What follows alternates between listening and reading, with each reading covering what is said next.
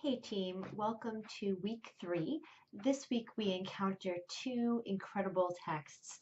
We're taking on Albert Camus' The Stranger, and we're also going to be looking at Mahfouz's Zaabalawi.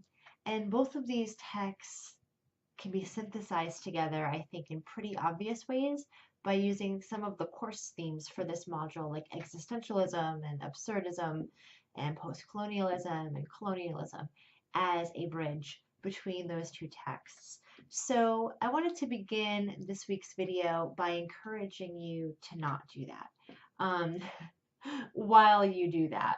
So what I mean is, as you explore the many facets of these large scale themes like existentialism, absurdism, post-colonialism, I want you to think about contextualizing some very particular aspect in one or more of those themes as you read the text. So as you read The Stranger, for example, it's a really good idea to keep in the back of your mind that you are going to encounter strong themes of existentialism, absurdism, and postcolonialism, and that these are general, usual, and broad ways to read the text. And you don't want to read text that way, right? You want to read text by digging more deeply into the obvious and making the obvious more complicated. So, as you approach these texts this week, you really have an opportunity to extend your wings and practice digging beneath the surface of the basics of a text. So you do that by contextualizing within the theme. And you also do that by totally disregarding the themes and bringing in maybe additional themes or related themes, themes that you yourself recognize or see as just as important or more important than some of the common ways to read text. That's how we change how we read. So I oftentimes think if you're going to read a text by saying, oh, I know that this is an absurdist text, it can be really helpful to turn the table on that and to ask yourself to look for ways that this text resists absurdity or resists existentialism or resists post-colonialism. And I think that you always want to try to complicate your reading and confuse yourself.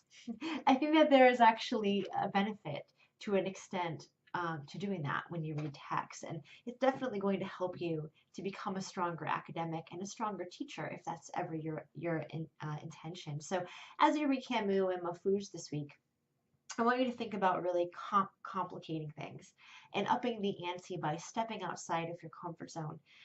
Here in week 3, there's no better place to initiate um, that way of thinking. The next thing that I'd like to talk about is I'd like to give you encouragement in the peer review forum. The peer review forum is a strange place to be. I think peer reviewing is very strange, very uncomfortable activity for so many students.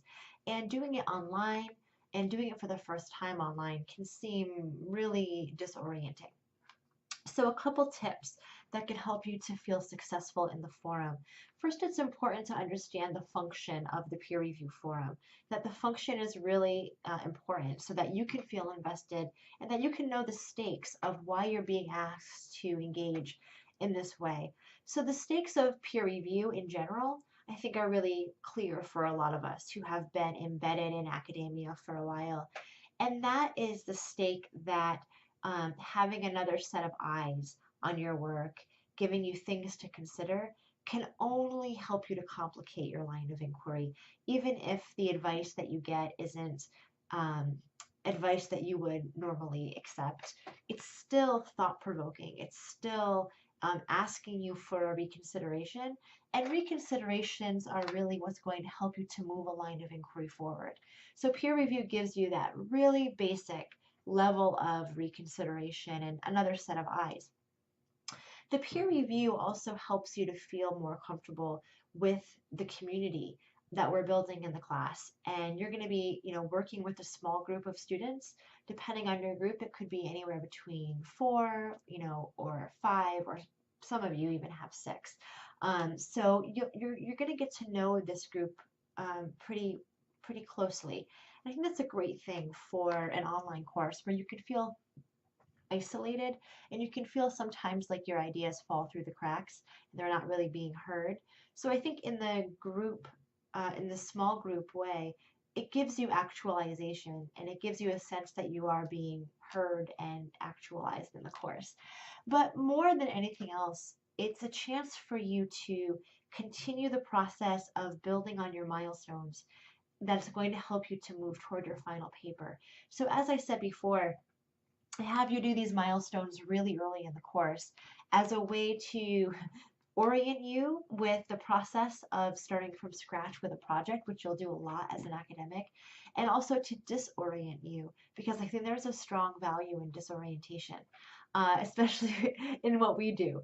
You're always disoriented, or at least I am, if you can't tell. So, it helps you to see that you can build at the ground level, at square one, for some of you without even having read the text yet, just really going off of your context and seeing physically, viscerally, how this crumb of a starting place can take hold, how this seed can really bloom into something that's, pretty complicated and developed.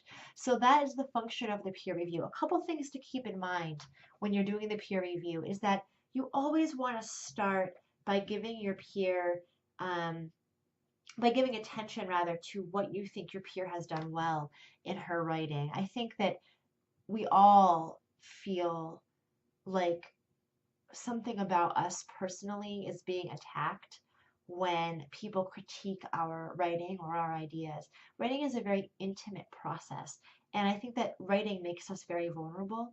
And when we share that writing with others, we're very nervous or apprehensive about what they're going to take away from it. There's always a misunderstanding when somebody is reading somebody's writing, right? And we don't want to be misunderstood. So I think that one of the ways that you can make that a little bit more pleasurable even for your peers is to make sure that you always begin by acknowledging what the peer has done really well and giving credit for that and really bolstering that. And also, a second thing that you can do is making sure that your comments to peers are not vague.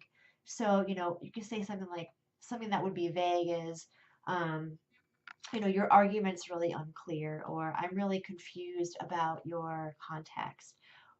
That would be a vague comment, right? So students can take offense to that because they're like, well, what's vague? What's unclear about it? Or what do I need to do? So I would say choose three main things from the work that you think need attention or could be improved upon, and be prepared to offer what you would do, some suggestions for what seems clear to you, something that you'd like to see, and really giving those concrete suggestions. Nobody wants to be weighted down with a list of 25,000 things that suck in their paper, right? It's really overwhelming. So I would say three is a good place to start. Three good, maybe three challenging or negative or problematic issues that you see. And I think it's always a good idea to pose questions in peer review because that opens a conversation. It invites a student to come in and say, not just to defend him or herself, which you'll find some peers will do, but to engage in a conversation and to show that you're really taking care to have thought critically about what the student is putting forth. So those are my suggestions for you with the peer review. And as always, feel free to come to me if you have any questions or any concerns. I hope you guys have a great week. Bye for now.